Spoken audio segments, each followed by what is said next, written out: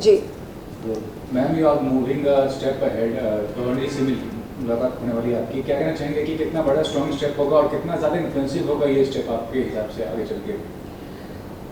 हाल ही में मैंने Juhu police station पर मी टू आरोपी साजिद खान के ख़िलाफ़ एक शिकायत दर्ज की थी, जिसके चलते पुलिस ने मुझको बुलाया मेरा बयान दर्ज करने के लिए।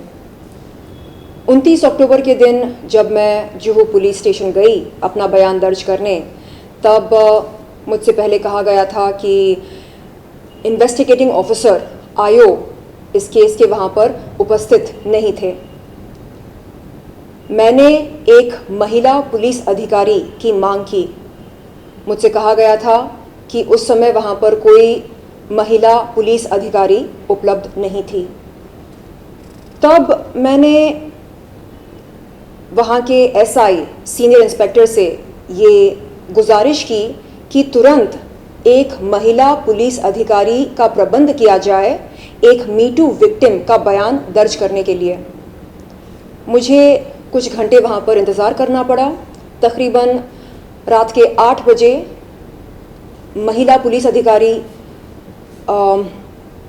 Megha ma'am, PSI police sub inspector Megha ma'am ने मेरा बयान दर्ज किया और मुझे इन्वेस्टिगेटिंग ऑफिसर पीआई मोहरे सर के पास लेकर गई, जहां जाकर मैंने इन्वेस्टिगेटिंग ऑफिसर से निवेदन किया कि तत्काल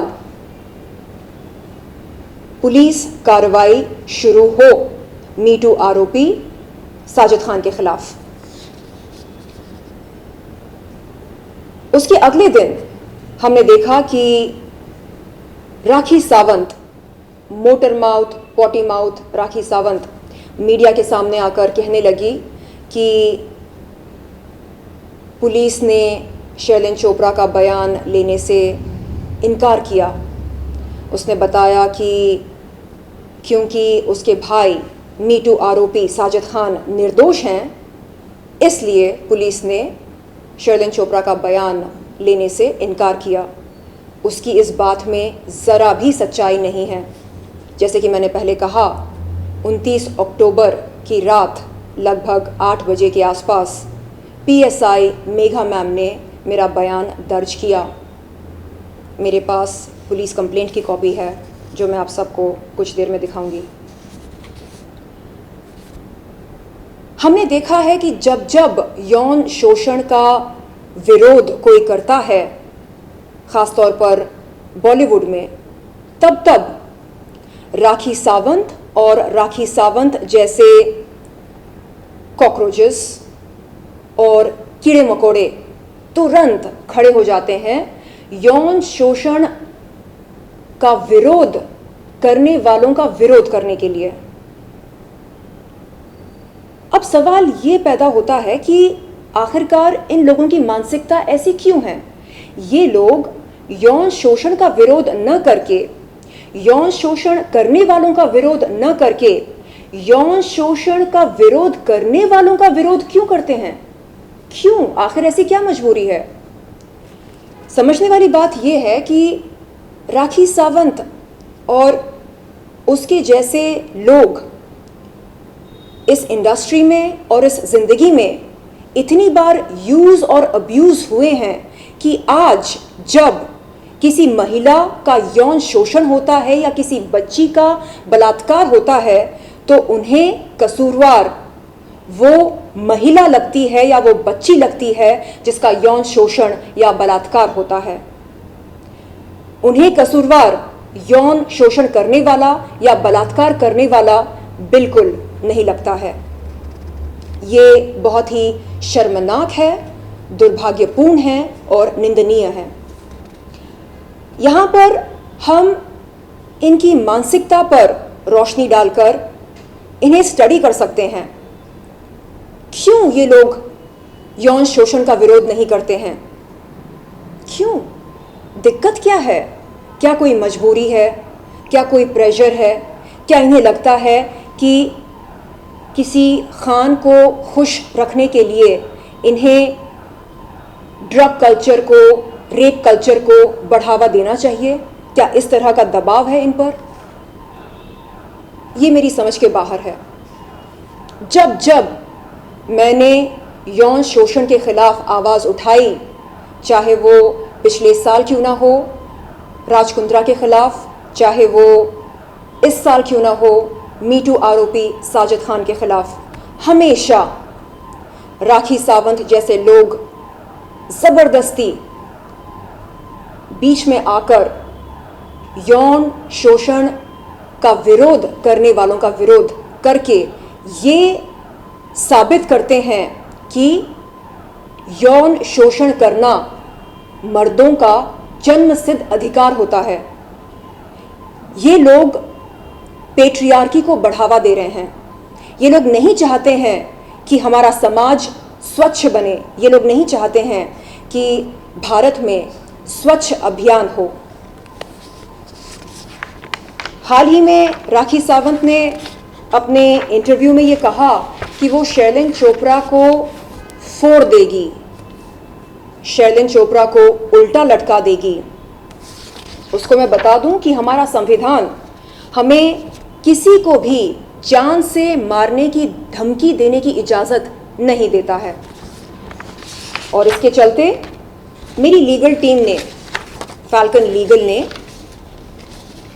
इन धाराओं के तहत 499 defamation, 500 punishment for defamation, 509 word, gesture और act intended to insult the modesty of a woman, 503 criminal intimidation, इन आईपीसी धाराओं के तहत राखी सावंत के खिलाफ एक शिकायत दर्ज की जुहू पुलिस चौकी में। आप देख सकते हैं।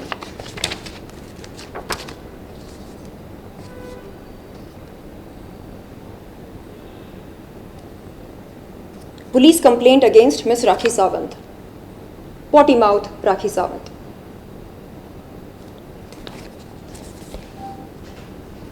जी शैलेन जी, लेकिन ये जानना चाहूँगा कि राखी सावंत पहली बार ऐसा नहीं है कि किसी को नाम सुना बोलती हैं, वो तो उनका उनकी आदत है ये। जी। तो कितना आपको लगता है कि सीरियसली लेना चाहिए इस बात को, क्योंकि पहले भी सनी लियोनी जैसी हस्ती को उन्होंने बहुत डिफेंड जी। किया था, और भी कई हस्ती करती रहती हैं। जी। तो what is the point to take it so seriously on the matter? सही बात है।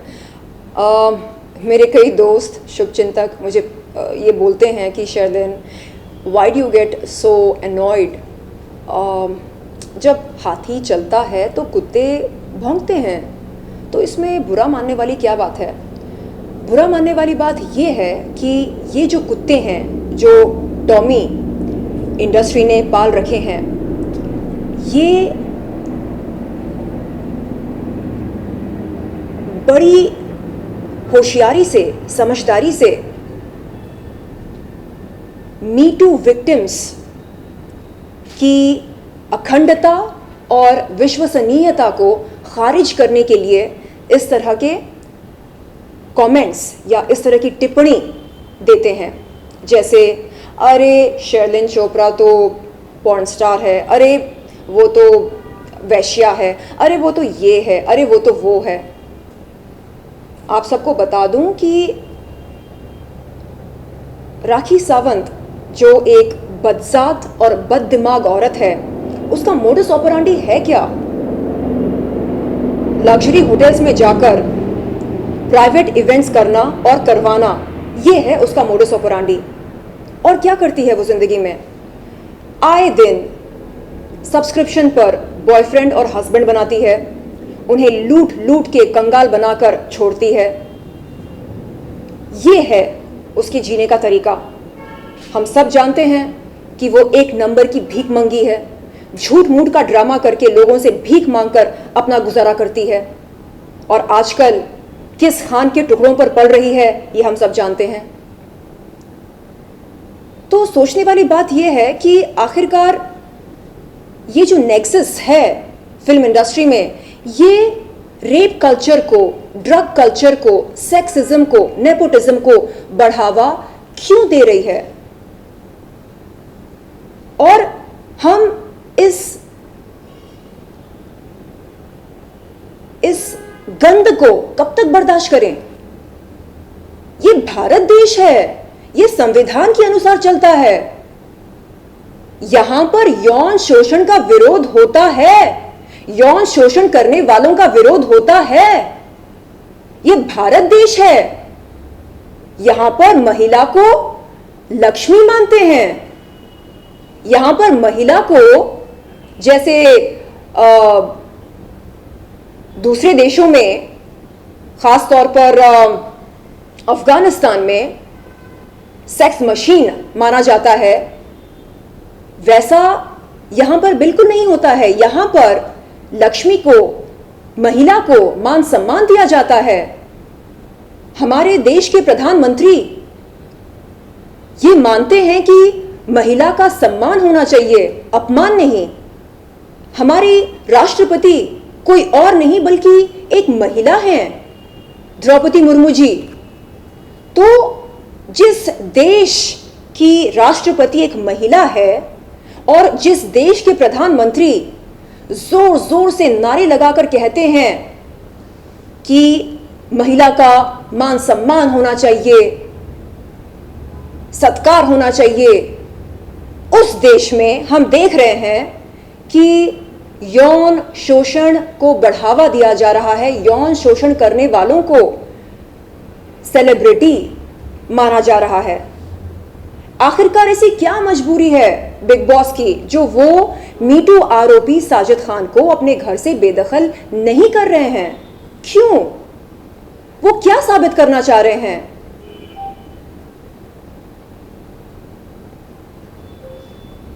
क्यों बिग बॉस के दिल में मीटू के पीड़ित महिलाओं के प्रति सहानुभूति नहीं है? क्यों?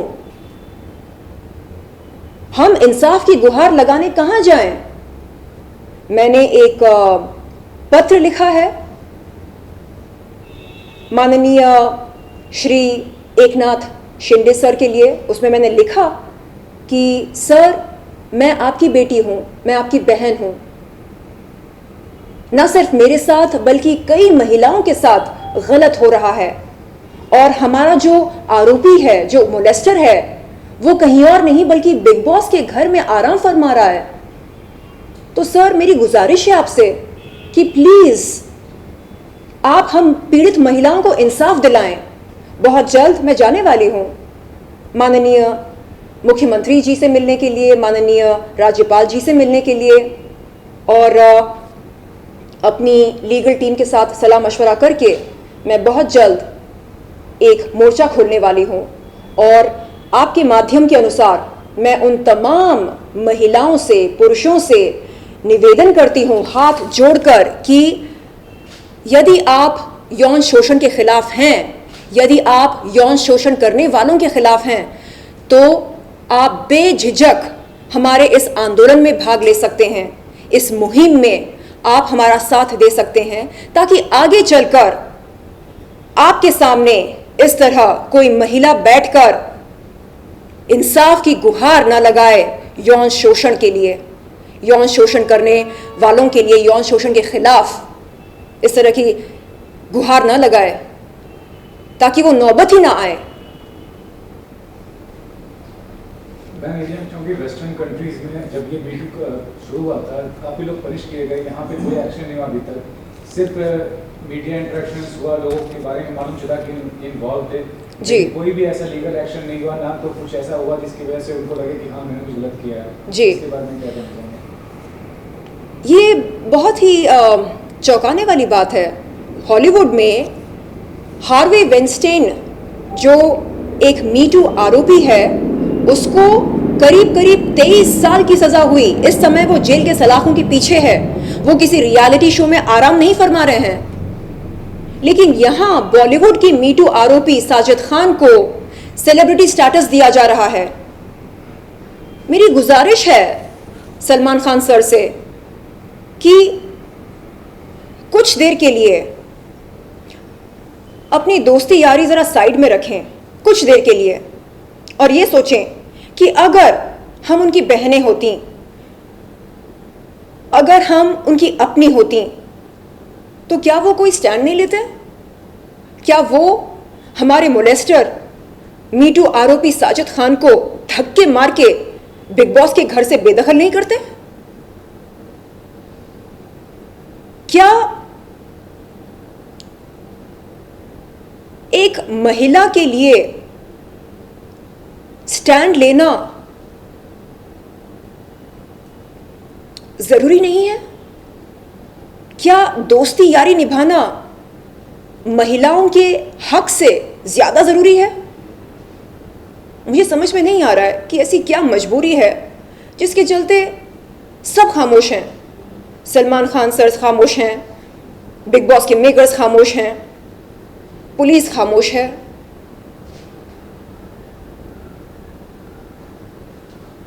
हम किस तरह का मैसेज दे रहे हैं समाज को?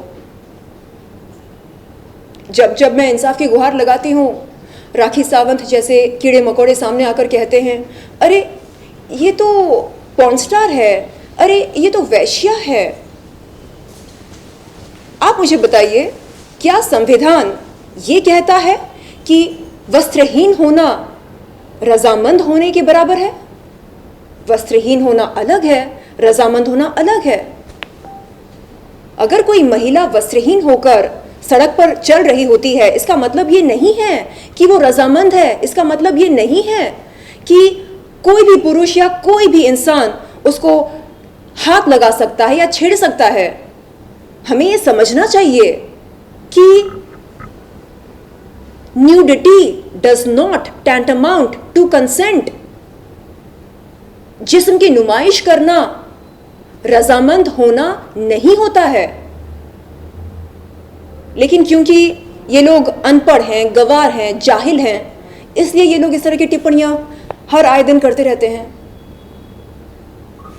कल रात को एक वाकया और हुआ जब राजकुंद्रा ने एक ट्वीट किया था। जी शायद उन्होंने डिलीट कर जी डिलीट किया। तो उसमें उन्होंने ऑब्वियसली कुछ ऐसे शब्द इस्तेमाल किए हैं जी। उन्होंने कहा है कि वो आपको एक काउंटर सूट कर रहे हैं। जी। उन्होंने जो शब्द का इस्तेमाल किया वो चीको कहा। जी जी जी, ऐसा वो स्क्रीनशॉट है मेरे पास।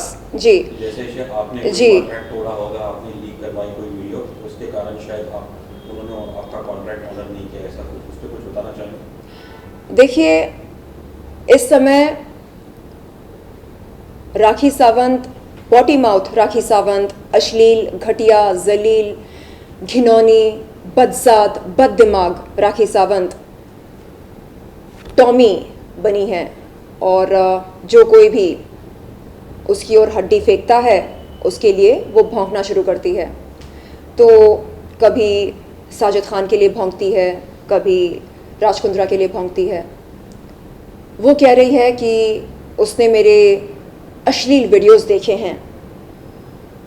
तो मैंने उसके सामने ये सवाल रखा कि वो अपने फैंस को, दर्शकों को, मीडिया को क्यों नहीं बताना चाह रही है कि उन वीडियोस के निर्देशक और निर्माता कौन हैं? वो बताए। वो आधी अधूरी जानकारी क्यों दे रही है? वो पूरी जानकारी क्यों नहीं देना चाह रही है? वो बताए, खुलकर बताए कि जिस वीडियोस का वो जिक्र कर रही है, उन वीडियोस के निर्देशक निर्माता कोई और नहीं बल्कि उसके भाई साहब राजकुंद्रा और उनकी श्रीमती शिल्पा शेट्टी हैं। लेकिन ऐसा बोलना उसके लिए मेरे ख्याल से अनुचित होगा, क्योंकि राजकुंद्रा को वो भाई मानती है। तो मेरा आप सबसे निवेदन है कि आप सब अपने कान और आंख खुले रखें और देखें कि क्या हो रहा है इस समाज में, इस इंडस्ट्री में। लेकिन शरीन ऑब्वियसली जो एलिगेशन या जो कमेंट्स किए राजकुंद्रा जी ने, उस पर आप कुछ कहना चाहेंगे? जी, वो स्क्रीनशॉट मैंने संभाल कर रखा है जिसमें उन्होंने अभद्र भाषा का इस्तेमाल किया है मेरे लिए। और अगर वो सच में लीगल नोटिस भेजना चाह रहे हैं तो बेशक भेजें। मेरी लीगल टीम इंतज़ार कर रही है उस नोटिस का जवाब देने के लिए। लेकिन इस तरह की चेतावनी देने के बाद उस चेतावनी को डिलीट करना, इसका क्या मतलब निकलता है? क्या जोश में होश खो बैठे हैं या उन्हें लगता है कि उनसे कोई गलती हो गई है? खैर, बहरहाल जो भी बात है, उन्हें सामने आकर स्पष्टता से अपनी बात रखनी चाहिए, बताना चाहिए कि क्यों उन्होंने उस ट्वीट को डिलीट किया। और ये भी बताना चाहिए कि क्यों मुंबई क्राइम ब्रांच ने FIR 26/2021 के चलते उन्हें चीफ या की कंस्पिरेटर घोषित किया।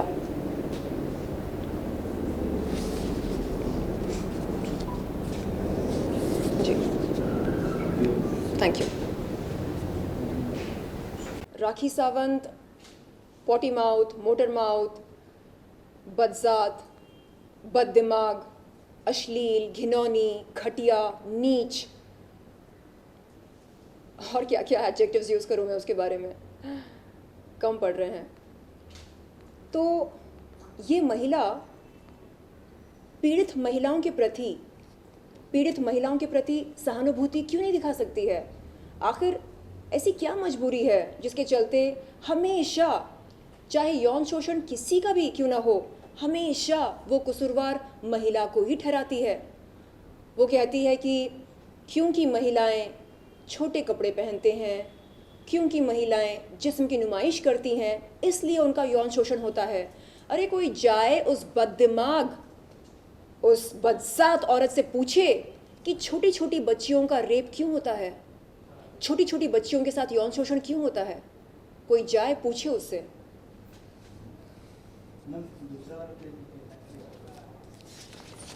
कौन सा वो